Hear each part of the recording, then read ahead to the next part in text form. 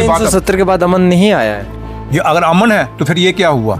जैसे उन सिविलियन को मारा गया, जिस तरीके की उनकी वीडियोस वायरल हो रही हैं, जिस तरीके के साथ उनके साथ मार पिटाई हुई, जैसे उनकी जो वीडियो किसने बनाई, ये भी तो इन्वेस्टिगेशन है ना, वीडियो कैसे बनी। और अगर वीडियो बनी तो इनको वो लोग, अगर शुक्र करो वो वीडियो बन गई, अगर वीडियो ना बनती तो ये तो जो अत्याचार वहाँ हुआ है ये तो बाहर ही नहीं आना था।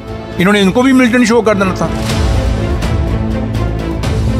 जिसको प्रमोशन चाहिए, जिसको ऑटो टर्न प्रमोशन चाहिए या रिवार्ड चाहिए, उसके लिए वो क्या करते हैं कि शरीफ लोगों को भी मार देते हैं। इससे पहले भी देखो क्या क्या नहीं हुआ जम्मू कश्मीर में।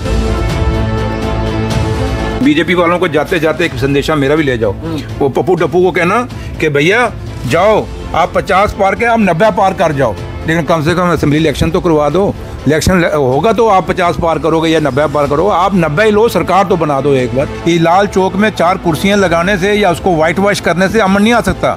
अमन तब आएगा जब हर गली कूचे के अंदर लोगों को, और सबसे बड़ी बात, आज जब तक आप बेरोजगार बच्चों को रोजगार नहीं देंगे जम्मू कश्मीर में, कौन सी अमन की बात करते हैं? आपने नशा कितना घर घर में नशा पहुंचा दिया जम्मू कश्मीर के अंदर। इस पे क्या सरकार कर रही है? इसके ऊपर क्या पुलिस कर रही है?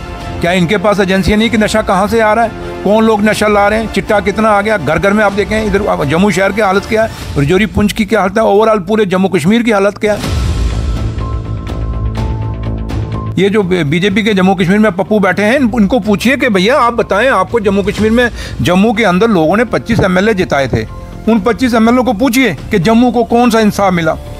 कश्मीर को तो नहीं दिए, जम्मू के साथ क्या हो रहा है? सिर्फ टोल प्लाजे। एक तो मैंने सुना अखनूर में एक और टोल प्लाजा लगने जा रहा है। यही जो बड़े बड़े दावे करते हैं खित्ता पीर पंचाल के जो बीजेपी के लीडर, मैं उनको पूछना चाहता हूँ, बताइए जम्मू कश्मीर जो खित्ता पीर पंचाल का जो रेलवे का हिस्सा था जो हमें मिलना चाहिए था, कहाँ है वो? मैं इनको पूछना चाहता हूँ कि जम्मू कश्मीर में जो भारतीय जनता पार्टी की लीडरशिप है, मैं इनको पूछना चाहता हूँ, बताइए कि हमारा 4 लेन क्यों नहीं बना? अखनूर तक 4 लेन गया, आगे क्यों बंद हो गया 4 लेन? क्यों नहीं पूंछ तक बना? और इवन के मुगल रोड को इसके साथ जोड़ा गया, कश्मीर को जोड़ा जाता।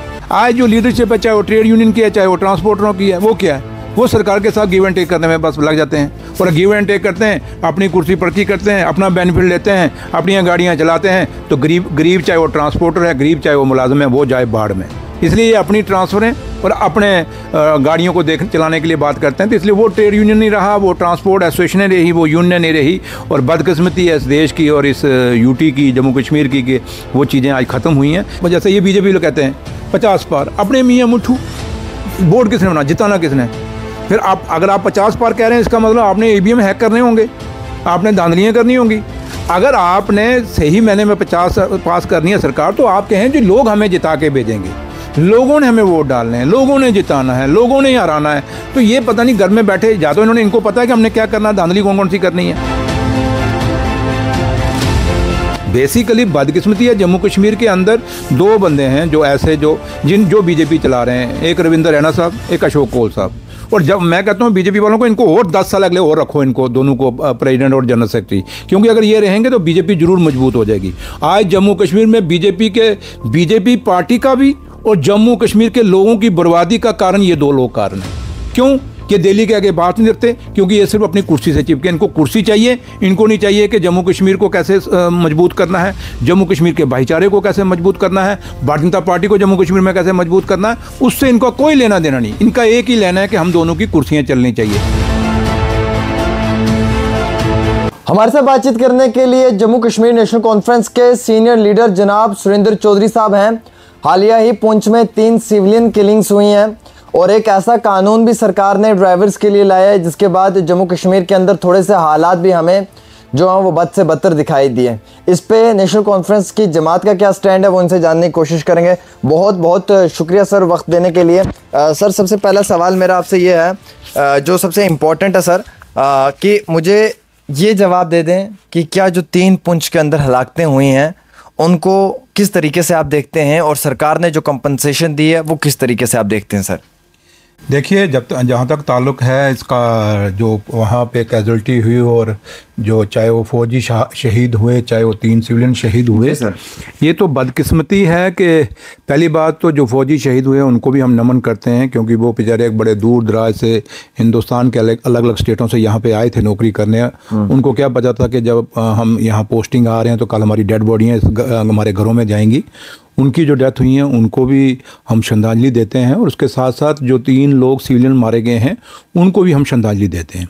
लेकिन बदकिस्मती ये है कि ठीक है कि भाई आप ये मिलिटेंसी, अब ये पहला हादसा तो रजौरी पुंछ के अंदर है नहीं, टोपा पीर में तो आज हुआ ना, इससे पहले आपके सामने बीजी हुआ, आपका कंडी में बुदुल में हुआ, आपका कालाकोट के अंदर हुआ, डांगरी हुआ, कितने हादसे हो चुके हैं रजौरी पुंछ के अंदर।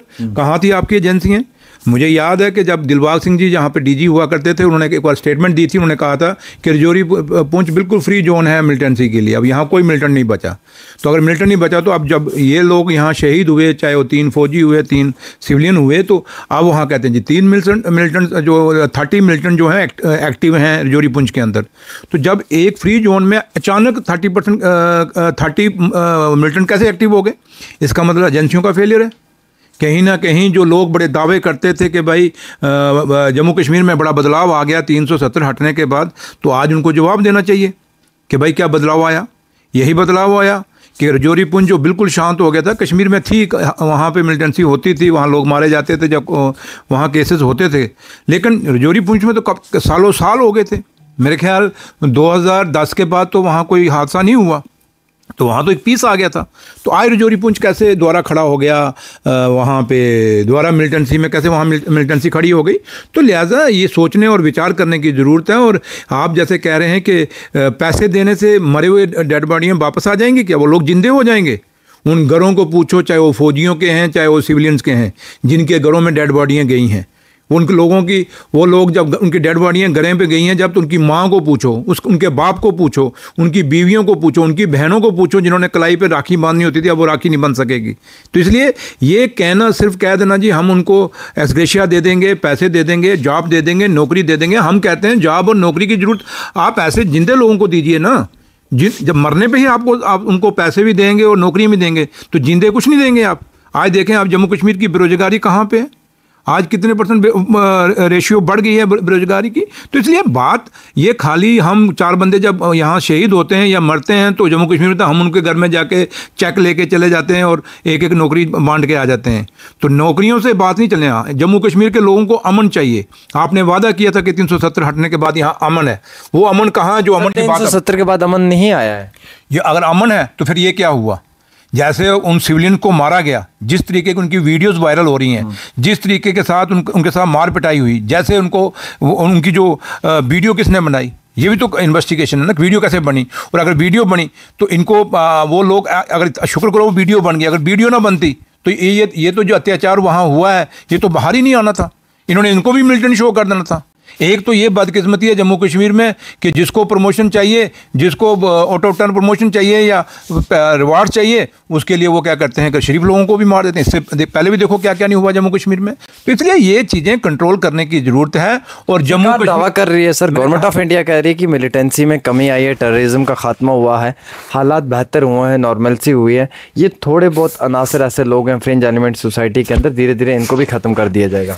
मेरे भाई अमर सुनो मेरी बात, कौन सी अमन आया यार? अभी भी आज भी तो इनकाउंटर हुआ है, परसों रात को इनकाउंटर हुआ, वहाँ से कल आया था कि वो लोग रात को अंधेरे का फ़ायदा लेके निकल गए, वहाँ से निकल गए, मिलिटेंट निकल गए। कहाँ पे नहीं, कौन सा अमन की बात कर रहे हैं? ये लाल चौक में 4 कुर्सियाँ लगाने से या उसको वाइट वॉश करने से अमन नहीं आ सकता। अमन तब आएगा जब हर गली कूचे के अंदर लोगों को, और सबसे बड़ी बात, आज जब तक आप बेरोजगार बच्चों को रोजगार नहीं देंगे जम्मू कश्मीर में, कौन सी अमन की बात करते हैं? आपने नशा कितना घर घर में नशा पहुंचा दिया जम्मू कश्मीर के अंदर। इस पे क्या सरकार कर रही है? इसके ऊपर क्या पुलिस कर रही है? क्या इनके पास एजेंसियां नहीं कि नशा कहाँ से आ रहा है, कौन लोग नशा ला रहे हैं, चिट्टा कितना आ गया घर घर में? आप देखें इधर जम्मू शहर की हालत क्या है, रजौरी पुंछ की क्या हालत है, ओवरऑल पूरे जम्मू कश्मीर की हालत क्या है? सर एक सवाल तो, वाइन शॉपें आपने गली गली में, कूचे कूचे में वाइन शॉपें खोल दी हैं, लोगों को शराबी और नशेड़ी बना रहे हैं। आप रोजगार आप दे नहीं रहे। तुम ही बताएं, छोटा दुकानदार खत्म हो गया यहाँ पे। आज कहाँ पे मुलाजिम इनसे दुखी है। आपका जीपी फंड 1 साल हो गया, जीपी फंड लोगों को नहीं मिल रहा। यहाँ पे जुलाई से ट्रेजरियाँ खाली हैं, लोगों को पेमेंटें नहीं हो रही। कितनी बातें मैं आपको गिनाऊं? अगर बातें गिनाना चला जाएगा तभी मैंने कहा ना कि यहाँ पे ये जो बीजेपी के जम्मू कश्मीर में पप्पू बैठे हैं, उनको पूछिए कि भैया आप बताएं, आपको जम्मू कश्मीर में, जम्मू के अंदर लोगों ने 25 MLA जिताए थे, उन 25 MLA को पूछिए कि जम्मू को कौन सा इंसाफ मिला। कश्मीर को तो लेने दीजिए, जम्मू के साथ क्या हो रहा है? सिर्फ टोल प्लाजे। एक तो मैंने सुना अखनूर में एक और टोल प्लाजा लगने जा रहा है। सर एक सवाल है कि नया काम सैंक्शन हुआ है रेल का, रेल लाइन का, वो सारा का सारा कश्मीर डिवीज़न को मिला है। राजौरी पुंछ के साथ भी ये वादा किया गया था कि वो जम्मू से राजौरी पुंछ भी रेल चलेगी, लेकिन इस बार भी रेल लाइन का प्रोजेक्ट जो है वो सिर्फ कश्मीर डिवीज़न को मिला है। जम्मू खाली रहा है सर, खित्ता चिनाब भी खाली रहा है और पीर पंजाल भी खाली रहा है। देखिए क्या महसूस करते हैं, क्या यहाँ के एमपी इस बात नहीं कर पाए? अमर सुन मेरी बात, ये देखिए कि जहाँ तक खित्ता पीर पंचाल का ताल्लुक है, 75 साल में हमारे साथ बेइंसाफ़ी हुई। बाकी चलो खित्ता चिनाब वैली भी है या जम्मू के अंदर या बाकी इलाकों की अलग बात है, लेकिन पीर पंचाल जो देशभक्तों की धरती थी, हम नहीं कहते बाकी लोग देशभक्त नहीं है, बाकी भी देशभक्त हैं, लेकिन खित्ता पीर पंचाल ने 47 देखा, 65 की जंग देखी, 71 देखा, 99 की करगिल वार देखी, और हमेशा जब भी हिंदुस्तान पाकिस्तान के अंदर अपना कहीं ना कहीं रिश्ते गर्म होते हैं तो जो फायरिंग चलती है उसका भी नुकसान हमेशा देखते हैं वो लोग। लेकिन उन लोगों को मिला क्या? आज ये नेशनल हाईवे जो सड़क गई वो भी आपने 3 लेन की, 4 लेन क्यों नहीं की? यहाँ भी तो डिस्क्रिमिनेशन हमारे साथ हो गई। ये आपने एक्सीडेंट का घर बना दिया वहाँ पे। आपने जब गाड़ियाँ चलेंगी देखना एक्सीडेंट कितने होते हैं। आपने रेलवे के कितनी बार वादे किए, क्यों नहीं राजौरी पुंछ में रेलवे दिया? टेल हैंड पे वो आपका जम्मू कश्मीर का और हिंदुस्तान का 2 डिस्ट्रिक्ट हैं, राजौरी और पुंछ, जहाँ कोई सोर्स ऑफ इनकम नहीं लोगों के, रोजगार करने के लिए कोई फैक्ट्री नहीं लग सकती, वहाँ पे कोई बिजनेस नहीं शुरू हो सकता, कोई काम नहीं शुरू हो सकता। वो लोग तो सिर्फ सरकारी नौकरियों पे डिपेंड करते हैं। आज 4 साल से फौज की भर्ती बंद हो गई राजौरी पुंछ के अंदर। जो लोग हमारे फौज में जाते थे, सिक्योरिटी फोर्सेस की अपनी फर्जी भर्ती बंद हो गई, वो लोग कहाँ जाएंगे? इसलिए खित्ता पीर पंचाल के साथ नाइंसाफ़ी हुई है और आज भी हो रही है। और हम यही जो बड़े बड़े दावे करते हैं खित्ता पीर पंचाल के जो बीजेपी के लीडर, मैं उनको पूछना चाहता हूँ, बताइए जम्मू कश्मीर जो खित्ता पीर पंचाल का जो रेलवे का हिस्सा था जो हमें मिलना चाहिए था, कहाँ है वो? मैं इनको पूछना चाहता हूँ कि जम्मू कश्मीर में जो भारतीय जनता पार्टी की लीडरशिप है, मैं इनको पूछना चाहता हूँ, बताइए कि हमारा 4 लेन क्यों नहीं बना? अखनूर तक 4 लेन गया, आगे क्यों बंद हो गया 4 लेन?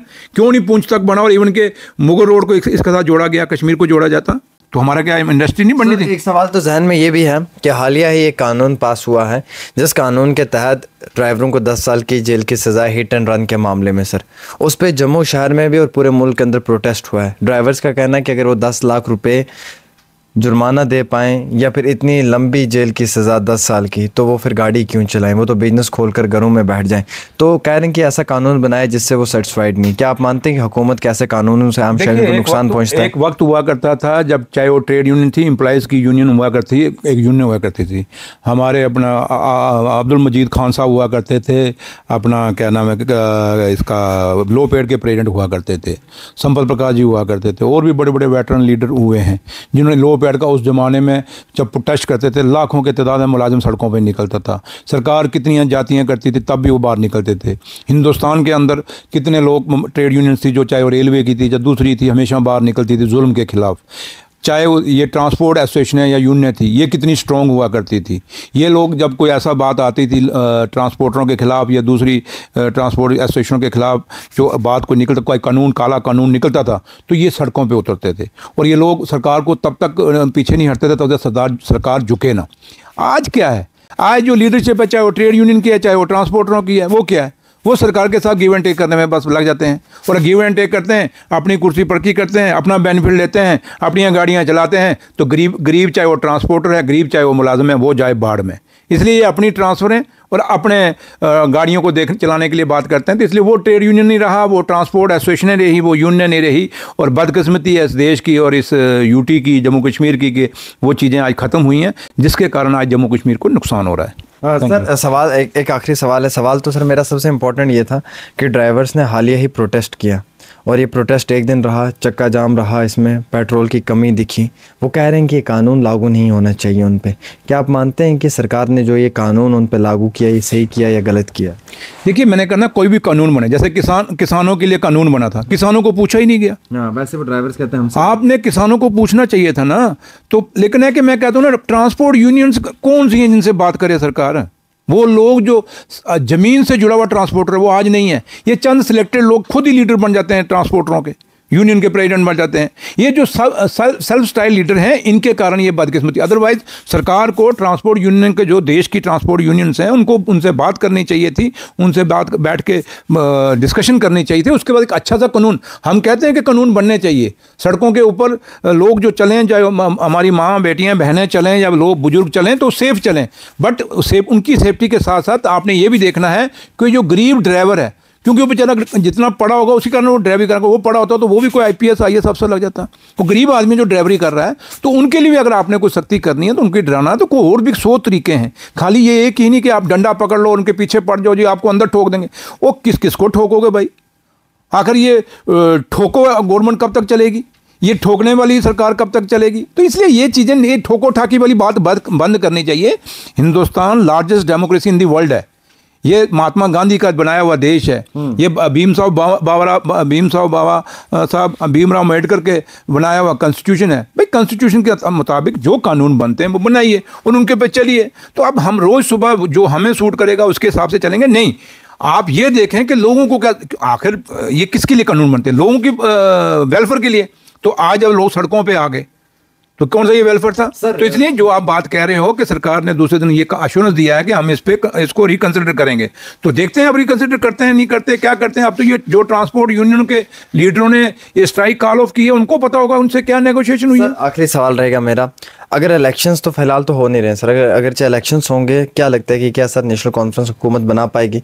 बीजेपी का ये कहना है कि इस बारी चीफ मिनिस्टर उनका है 50 के पार है, डू और डाई वाली सिचुएशन में हुकूमत बना कर आप एक ग्रास रूट लेवल के पत्रकार हो और आपका जो चैनल है ये भी एक बड़ा ग्रास रूट लेवल से जुड़ा हुआ है और दुनिया दूर तक इसको देखती है, देश विदेश में देखती है, ठीक है, आपके चैनल को।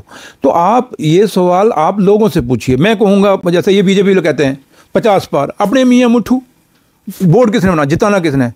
फिर आप अगर आप 50 पार कह रहे हैं, इसका मतलब आपने EVM हैक करने होंगे, आपने धांधलियाँ करनी होंगी। अगर आपने सही महीने में 50 पास करनी है सरकार, तो आप कहें जो लोग हमें जिता के भेजेंगे, लोगों ने हमें वोट डालने हैं, लोगों ने जिताना है, लोगों ने ही हराना है। तो ये पता नहीं घर में बैठे, या तो इन्होंने, इनको पता है कि हमने क्या करना है, धांधली कौन कौन सी करनी है। तो इसलिए अगर ये सही महीने में, बेसिकली बदकिस्मती है जम्मू कश्मीर के अंदर 2 बंदे हैं जो ऐसे जो बीजेपी चला रहे हैं, एक रविंदर रैना साहब, एक अशोक कोल साहब। और जब मैं कहता हूँ बीजेपी वालों को, इनको और 10 साल अगले और रखो, इनको दोनों को प्रेसिडेंट और जनरल सेक्रेटरी, क्योंकि अगर ये रहेंगे तो बीजेपी जरूर मजबूत हो जाएगी। आज जम्मू कश्मीर में बीजेपी पार्टी का भी और जम्मू कश्मीर के लोगों की बर्बादी का कारण ये 2 लोग कारण हैं। क्यों? कि दिल्ली के आगे बात नहीं रखते, क्योंकि ये सिर्फ अपनी कुर्सी से चिपके। इनको कुर्सी चाहिए, इनको नहीं चाहिए कि जम्मू कश्मीर को कैसे मजबूत करना है, जम्मू कश्मीर के भाईचारे को कैसे मजबूत करना है, भारतीय जनता पार्टी को जम्मू कश्मीर में कैसे मजबूत करना है, उससे इनका कोई लेना देना नहीं। इनका एक ही लेना है कि हम दोनों की कुर्सियाँ चलनी चाहिए। तो इसलिए हम तो नड्डा साहब भी, अमित शाह साहब से यही रिक्वेस्ट करेंगे कि जनाब इनको कंटिन्यू रखो। अगर और बीजेपी भी मजबूत हो जाएगी तो जो प्रोसेस आप जम्मू कश्मीर में चला रहे हो वो भी इंप्लीमेंट हो। कौन सी स्कीम, जाओ आप जाते नहीं हो क्या? कौन सी स्कीम जो दिल्ली वाली अब गाड़ियाँ घूम रही हैं यहाँ गाँव में, लोग उसको एक्सेप्ट कर रहे हैं गाड़ियों को? कौन सी स्कीम लोगों का बेनिफिट हुआ? सिलेंडर 450 का आप 1200 का दे रहे हो। हम कहते हो जी हमने मुफ्त दिया तो फिर 1200 का फ्री भर के दो ना। ये 5 लाख वाला, कितने हॉस्पिटलों में 5 लाख वाला चलता ही नहीं है, ये जो लोगों के इलाज के लिए गोल्डन कार्ड। अच्छा, गोल्डन कार्ड। आज आप राशन की बात करते हो, लोगों को चीनी मिलती थी, तेल और कैरोसिन ऑयल मिलता था, आज क्या चीनी और कैरोसिन ऑयल मिल रहा है? क्या लोगों को आटा जो पहले मिलता था आज 5 kg देते हो, चावल मिल रहे हैं। तो इसलिए ये 5 kg से क्या हो जाएगा? तो इसलिए मैंने कहा ना कि आप जब ये बातें, ये सवाल जब आप खड़े करते हैं तो इसको थोड़ा सा ग्रास रूट पर असेस करें। आपको खुद पर, मैं नहीं कहता, मैं आपको दावे से कहता हूँ, नेशनल कॉन्फ्रेंस गवर्नमेंट बनाएगी, आने वाली सरकार बनाएगी, और आने वाली सरकार जो है हमारे कायद फारूक अब्दुल्ला साहब और उमर अब्दुल्ला साहब की क़यादत में बनेगी और एक मजबूत सरकार बनेगी। और नेशनल कॉन्फ्रेंस रोजगार की गारंटी है जम्मू कश्मीर के अंदर, नेशनल कॉन्फ्रेंस डेवलपमेंट की गारंटी है, नेशनल कॉन्फ्रेंस हिंदू मुस्लिम सिख ईसाई बुद्धिस्ट जो भाईचारा है जम्मू कश्मीर का, उसको कायम करने में, उसको इकट्ठा रखने में, उसका नाम है नेशनल कॉन्फ्रेंस। इसलिए नेशनल कॉन्फ्रेंस मैं नहीं कह रहा, ये लोग कहते हैं। तो इसलिए आने वाली सरकार जो नेशनल कॉन्फ्रेंस की है, लेकिन बीजेपी वालों को जाते जाते एक संदेशा मेरा भी ले जाओ, वो पप्पू टप्पू को कहना कि भैया जाओ, आप 50 पार के आप 90 पार कर जाओ, लेकिन कम से कम असेंबली इलेक्शन तो करवा दो। इलेक्शन होगा तो आप 50 पार करोगे या 90 पार करो, आप 90 ही लो, सरकार तो बना दो एक बार। शुक्रिया। हमारे से बातचीत करने के लिए सुरेंद्र चौधरी जी थे, जिन्होंने साफ अल्फाजों में कई सारी बातें जो वो आप तक पहुंचाए। ख़वातीन और हज़रात, बहुत बहुत शुक्रिया इस इंटरव्यू को देखने के लिए। वीडियो शेयर करें, अपनी राय ज़रूर दें।